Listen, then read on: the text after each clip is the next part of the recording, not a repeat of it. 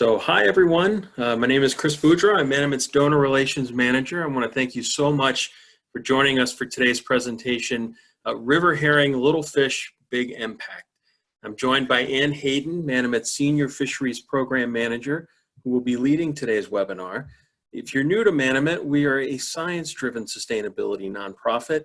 Since our beginnings in 1969, our programs have branched out far beyond our Plymouth, Massachusetts-based banding operations with shorebird recovery and habitat management, forestry and climate services, fisheries, and more. Manomet has its foundation in science and works with many global partners to create a thriving future for us and for birds. So just a couple of quick things before we begin. At the bottom of your Zoom screen, you should see a box marked Q&A. If you don't see it, just use your mouse pointer to hover over the bottom and it should appear. If at any point in today's presentation you have a question, feel free to click on that Q&A box and enter it, and Ann will answer it at the end. And if you're unable to stay for the entirety of today's presentation, it is being recorded, and we'll share it with you, share a link to the recording in a follow-up email where you can watch it or share it with others. So again, thank you so much for joining us. And now I'd like to turn it over to Ann. Thank you so much, Chris, and thank you everyone for joining us today to talk about river herring, little fish with a big impact, as Chris said, and one of my favorite things to talk about. I'm going to get started on the presentation, and in the presentation I'm going to give you an overview of river herring, what they are and what they do, and their importance to freshwater and marine ecosystems here in New England, and to sustainable fisheries and climate resilience.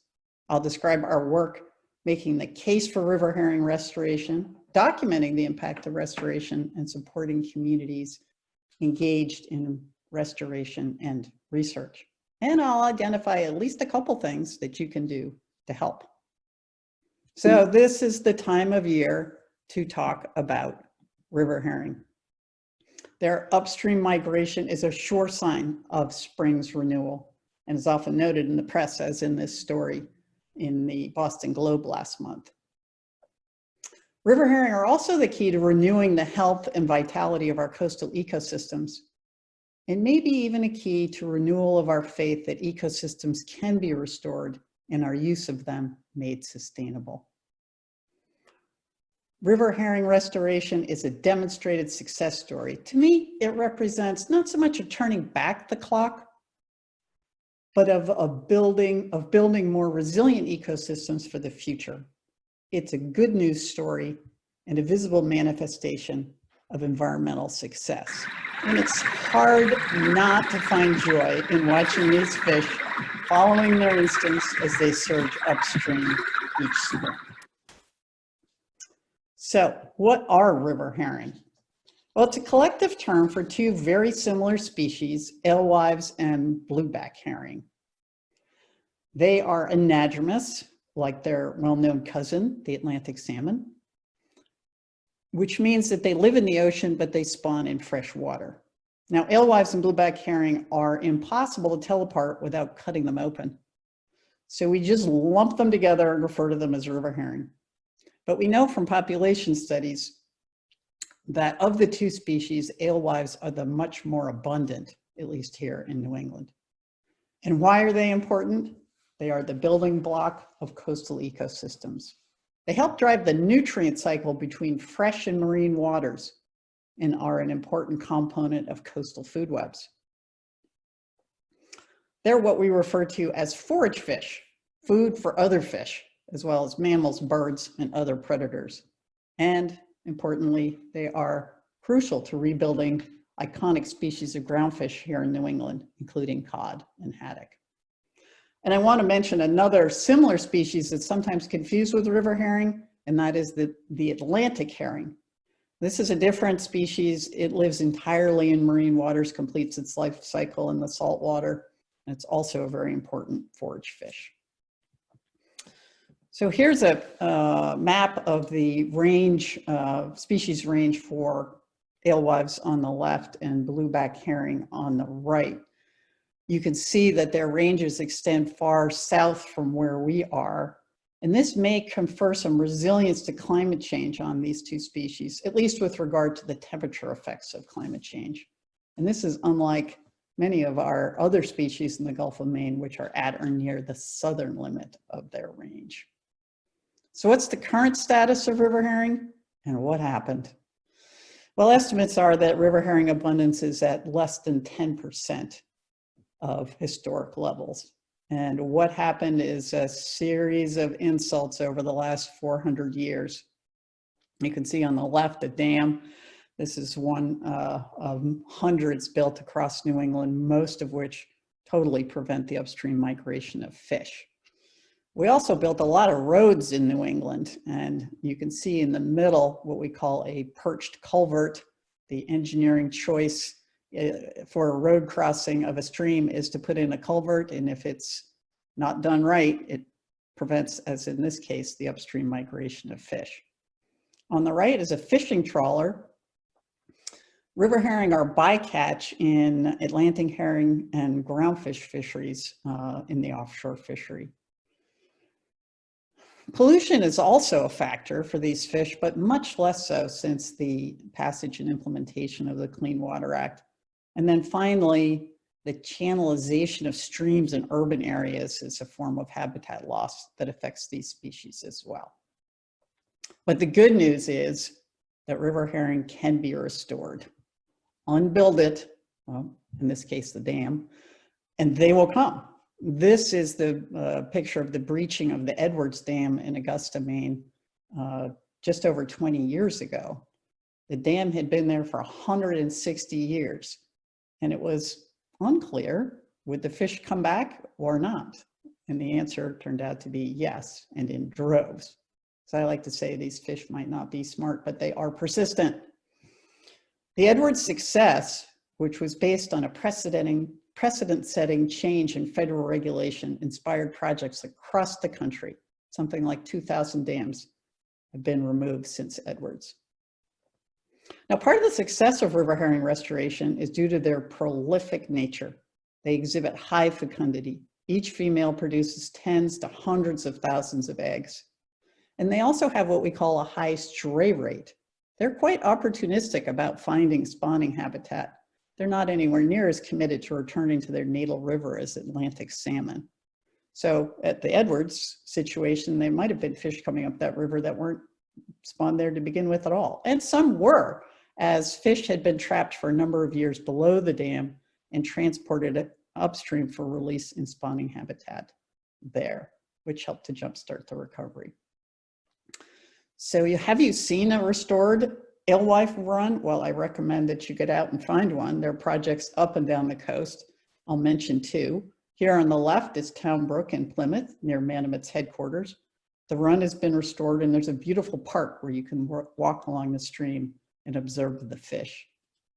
And on the right, there's a well-known fishway on the Damascotta River in Mid-Coast, Maine, and it draws hundreds every spring to a festival, well, not this year, to celebrate the return of the fish and to watch their upstream migration. Chris and I led a field trip there a couple of years ago. It was really a lot of fun.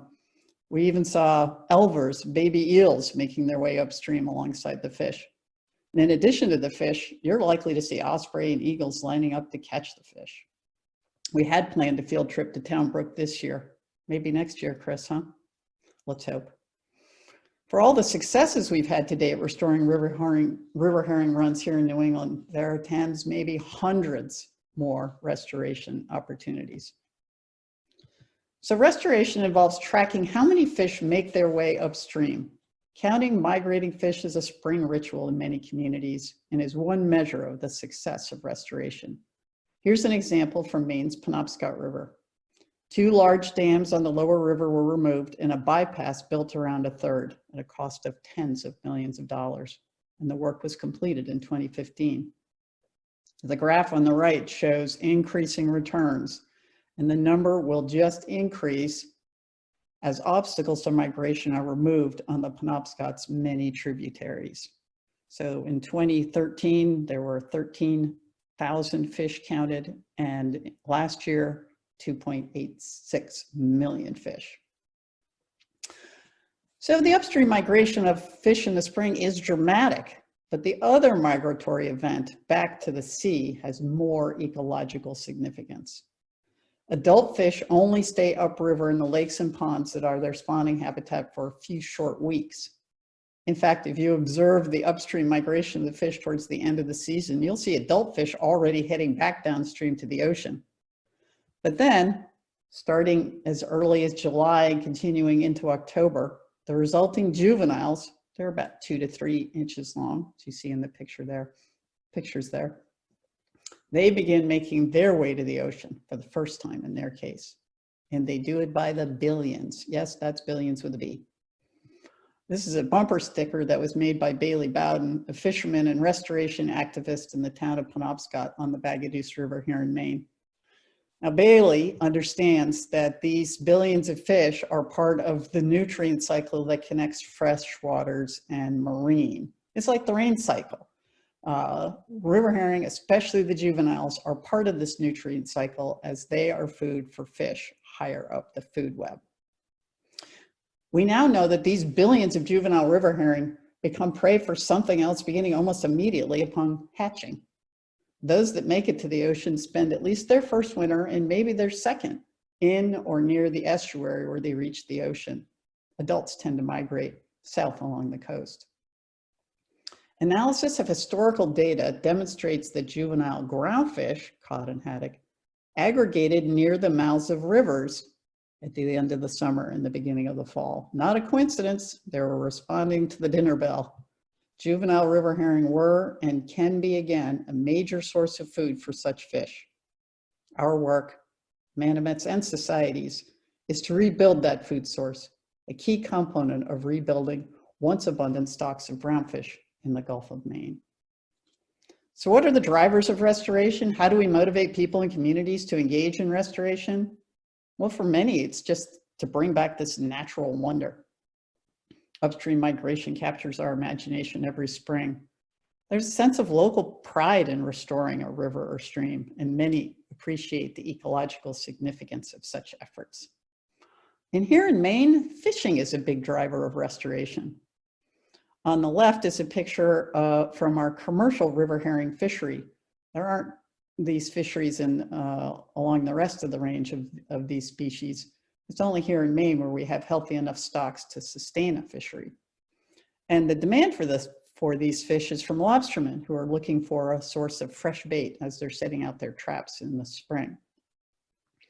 But recreational fishermen are also promoters of river herring restoration. And it's not because these fish are a sport fish, they're not, or that they're tasty. They are definitely an acquired taste, although much beloved in eastern Maine where they're smoked. But the recreational fishermen understand the role of river herring in river ecosystems. And as you may be aware, there's a major effort underway to restore wild Atlantic salmon, which is currently endangered, in eastern Maine, their last foothold in the US. Juvenile salmon exiting the rivers to spend several years at sea before returning to spawn are known as smolts. And unlike their river herring counterparts, they're the size of an adult river herring.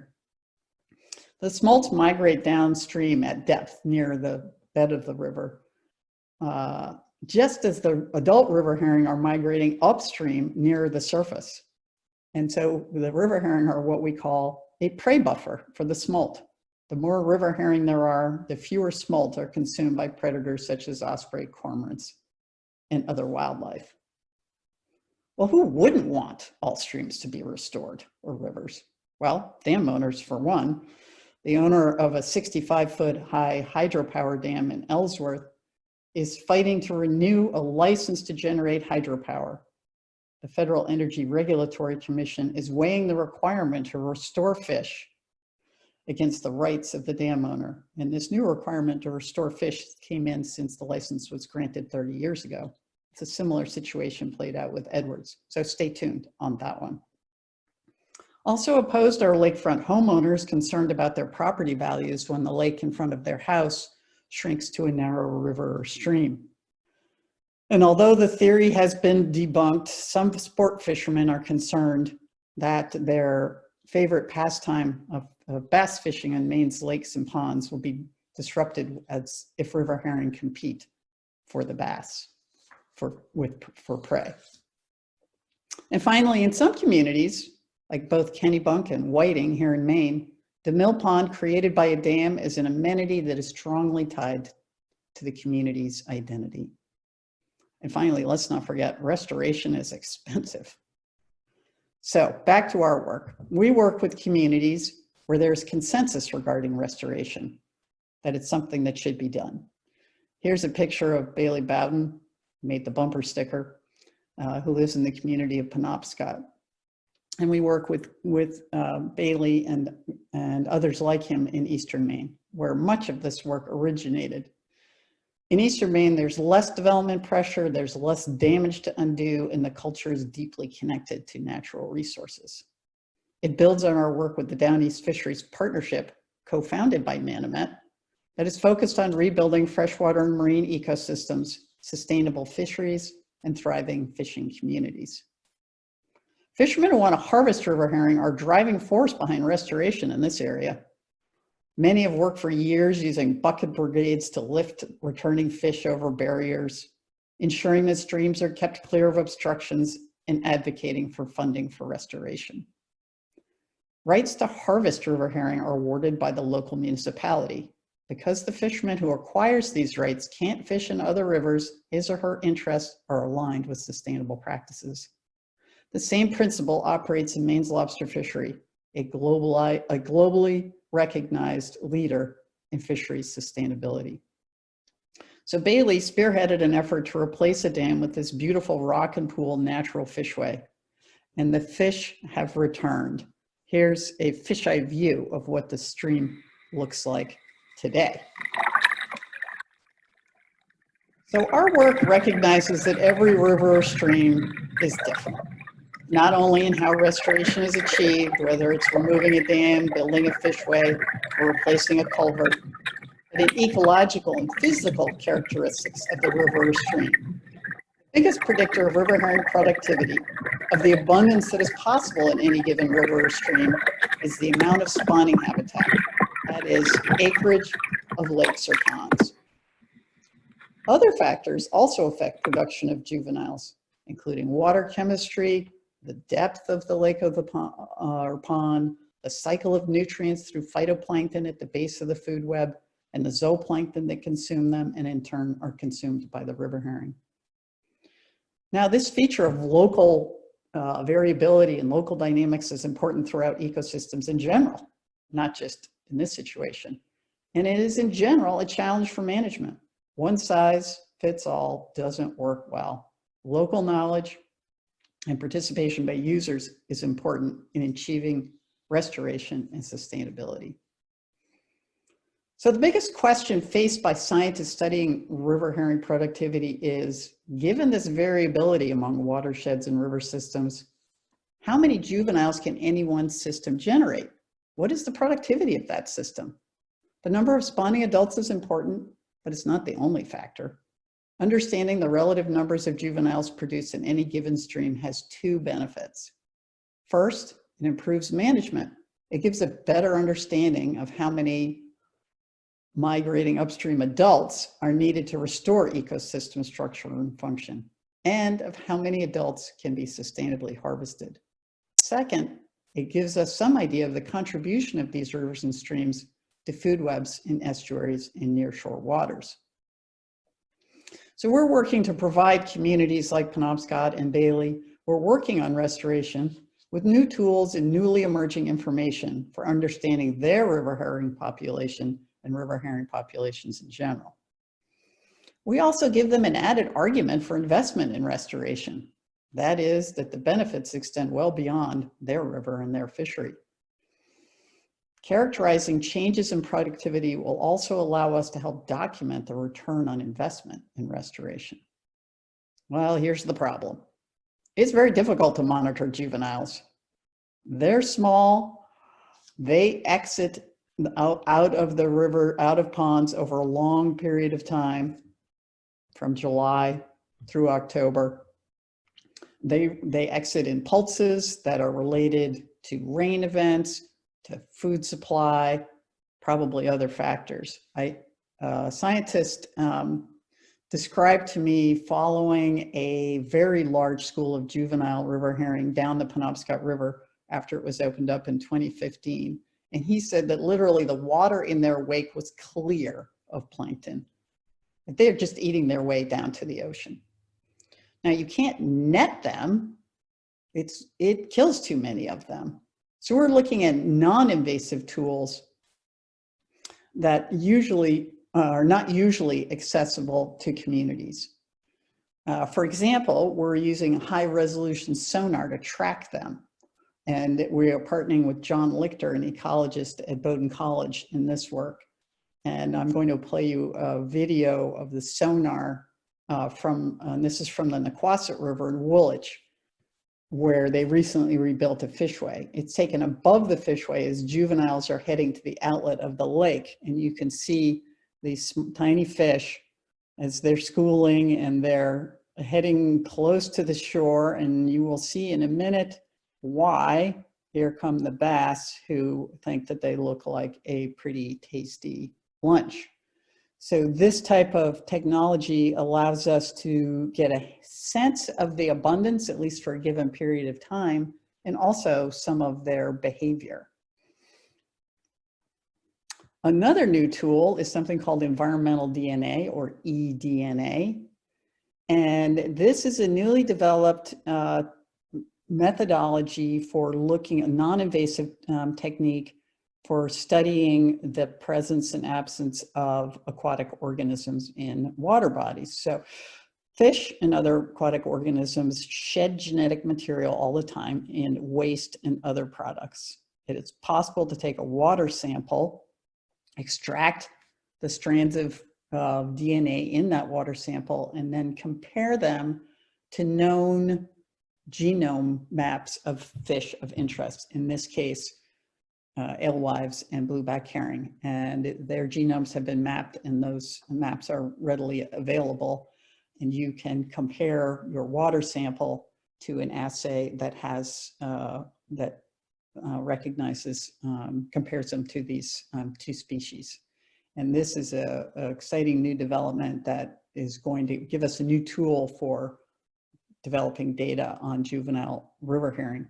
Both presence and absence, and in a more sophisticated version of the analysis, abundance, and even a sense of the timing of how long that signal has been in the water. So we're just on the forefront of that one. It's very exciting. So I'm also working on a synthesis of river herring research, and there are people working on several different aspects of this. What is happening in the dynamics within the lakes in terms of the phytoplankton and zooplankton and availability of feed for the juveniles. There's a group that's working on an ecosystem model characterizing the flow of nutrients and biomass through the system. There's another group that is doing stomach content analyses of fish that are being surveyed for another purpose. The National Marine Fisheries Service conducts spring and fall trawl surveys to support their fisheries management obligations. And river herring, it's not a perfect tool for catching river herring, but it does catch some. And they've been doing these surveys for 40 years, and that's a data set that's being mined to shed light on river herring abundance at sea.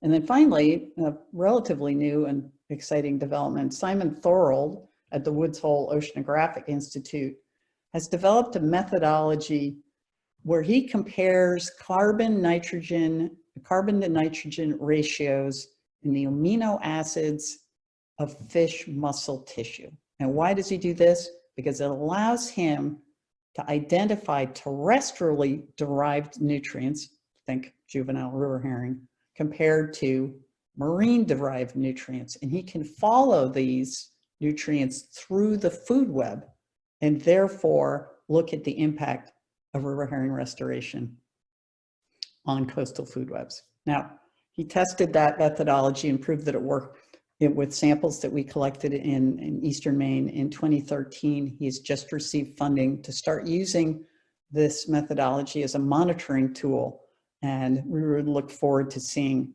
what he comes up with in the next number of years. So we're trying to put together a picture of what's happening out there. We're on our way to measuring the impact of turning the river herring spigot back on. We have some pieces of the puzzle, but there's still too many missing pieces to quantify the overall impact. All those studies I just described, some of them are conducted in just a limited area or just for a limited period of time. It's not, we don't have the whole picture yet. But in the meantime, there is evidence that things are changing. And with that, the hope that we may be conferring some resilience on the ecosystem. So resilience is the capacity of a system to absorb change without flipping into a different state. It's also a measure of the ability of a system to recover from such a change. And what does flipping into a different state means? We're used to the system producing a series of goods and services now. When it flips into a different state, it produces different goods and services that we may value less. And rebuilding an important source of forage in coastal waters, such as river herring, is one of the building blocks of such ecosystems. And it makes predator species, such as cod and haddock, much less vulnerable, not just in terms of total biomass available to them, but in terms of diversifying their food sources. And as I mentioned earlier, river herring may be less susceptible to climate impacts. So, good news. We'll put it all together in the coming years, we hope.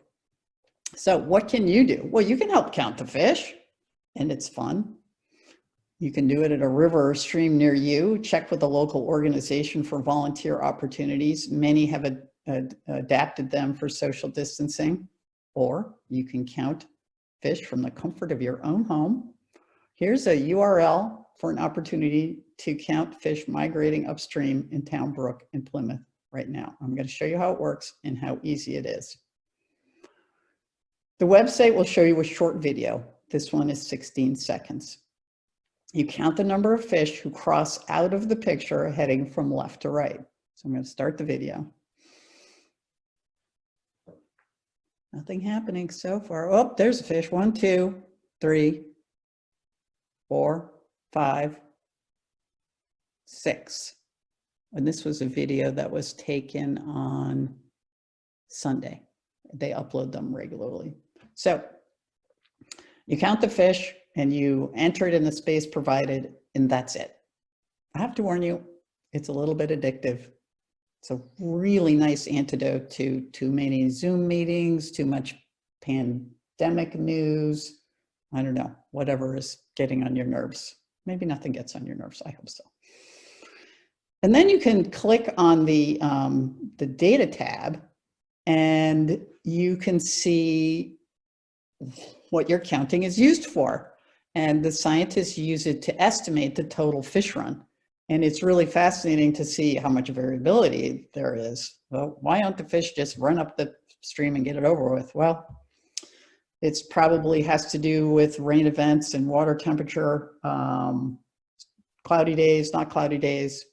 I'm not sure what all the different factors are that affect upstream migration, but it's fun to see. This is a fabulous citizen science opportunity. This is real data, and it is very helpful, in fact, crucial to those who are managing the fishery. And so how else can you help? Just more generally, well, visit river herring runs, enjoy them. Keep in mind that the fish that you see are pursuing instincts honed over millennia and are just a reflection of a much broader ecosystem renewal extending from upstream watersheds out to the deep waters of the Gulf of Maine. So count fish, support river herring restoration where you have the opportunity, and spread the word about the billions of fish that we can produce through restoration. So thank you, and I'm happy to take some questions now. And I put the URL for the Town Brook camera videos back up there in case you want to practice your counting while we're doing the Q&A. Hi, Ann, it's Chris. So folks, again, if you have any questions, there's a box down in the bottom of your screen. If you don't see the toolbar, just hover your mouse over it. It'll pop up, and just enter your questions in the Q&A box. But I do have a few of them that have come in, and you had mentioned earlier Atlantic salmon. What other species benefit when river herring are restored? Oh, thanks for that question. There are actually 11 species of anadromous fish here in New England. So I've told you about 3 of them. Or if you're going to put me on the spot. Well, another one that people will be familiar with is shad. That is a popular sport fish, also considered a river herring. It's not as abundant here. It is still an open recreational fishery, however. There are less appealing species such as the lamprey. It's an important part of the system, and a number of others. And I'll cover for not being able to remember them by talking about a species, which I did mention, and that is the eel, which is not an anadromous species. It has the opposite lifestyle. It lives in the lakes and ponds and spawns in the ocean, in the Sargasso Sea. Another question we've gotten, this is a really good one, Ann. Can you explain the biological drive for species like herring and salmon to migrate upstream? Why do they do that? Well, they do it because it works. I mean, we don't have anything in nature that isn't the result of natural selection. Species try everything, but only the successful efforts are carried on, right? So there are so many niches out there in the ecosystem, and these species have discovered that spawning in freshwater lakes and ponds is a way to give their juveniles a great head start in life. Now, of course, they didn't anticipate and have yet to evolve to figure out how to deal with humans. But while it might seem unusual to us, this is just how they do things. One interesting note is that you're probably aware that salmon on the West Coast migrate upstream and then die in the stream after they spawn. And one theory, with the Atlantic salmon don't do that. And one theory is that the streams in the West have less nutrients in them, and so the adult salmon are literally using their own bodies to fertilize the stream to make it possible for their juveniles to make it out to the ocean. Whereas ours apparently have more sources of nutrients. And we've got a question from Ann Parson, who asked, there are 3,000 dams in Massachusetts. Do you have any idea how many dams are still standing in Maine? I don't think it is as high as that number.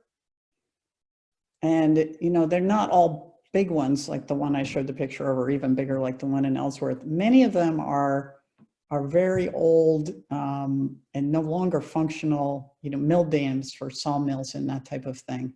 But they would definitely number in the high hundreds, low 2000s.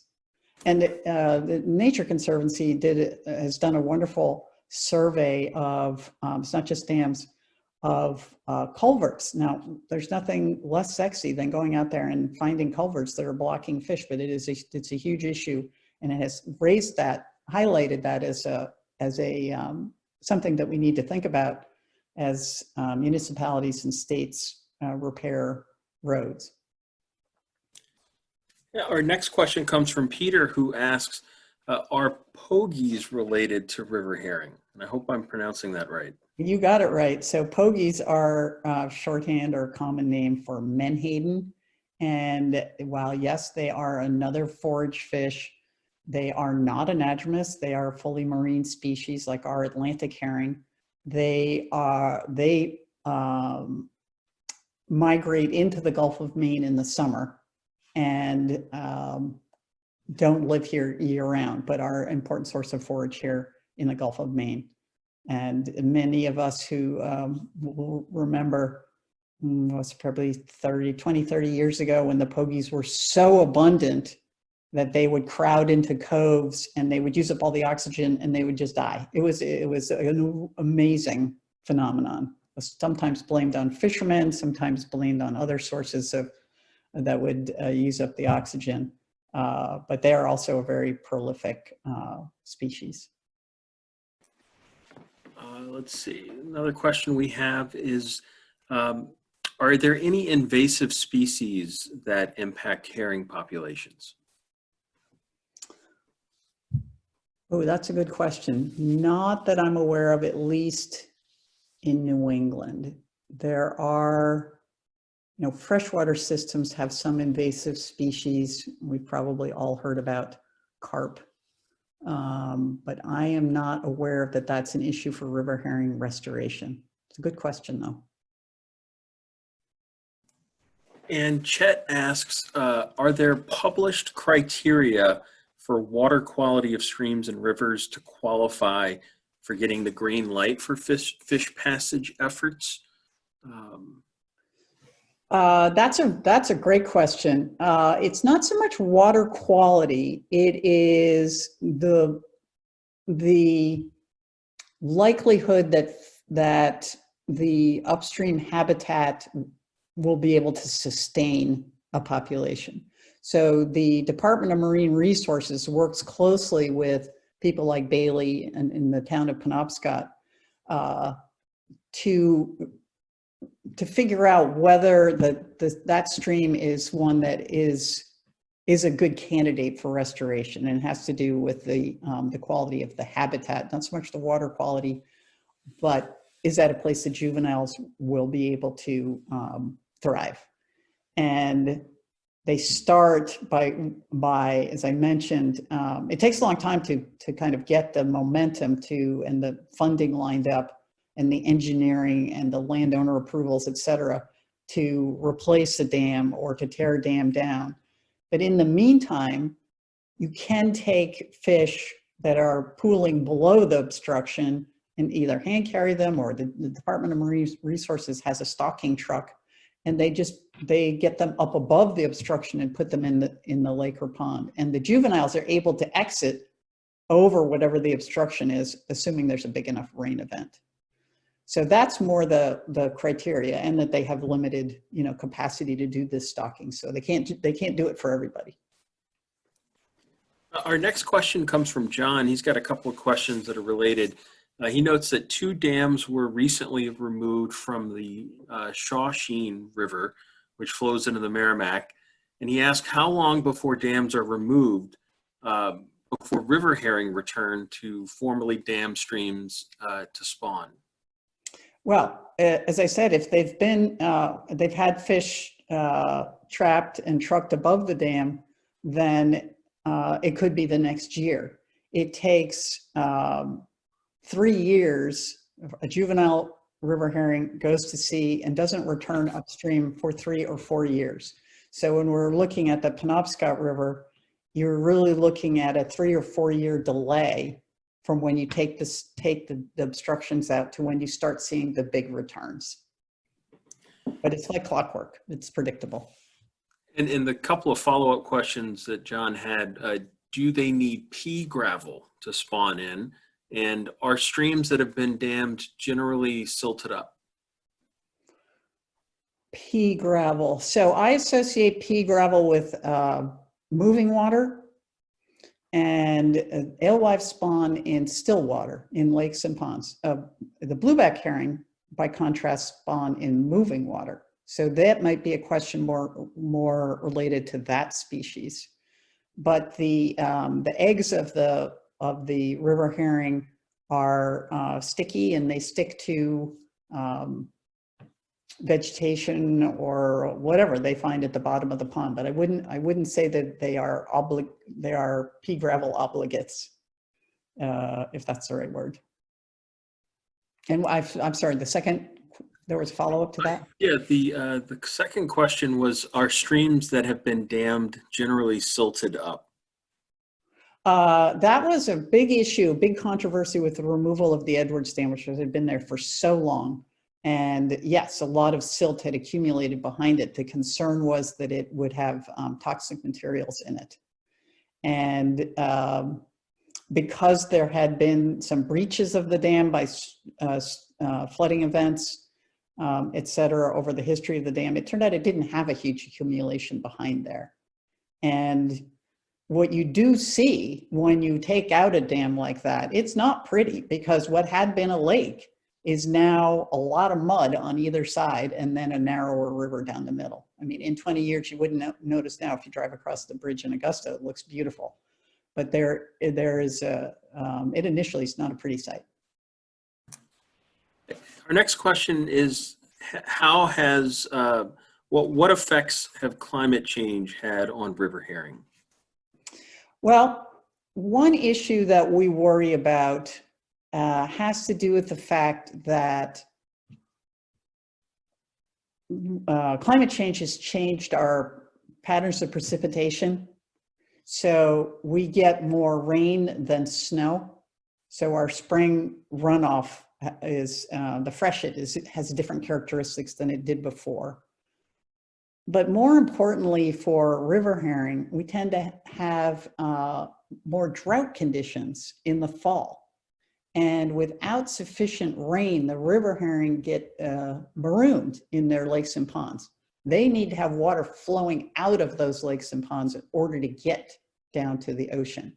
And that's something that we're tracking and we're concerned about.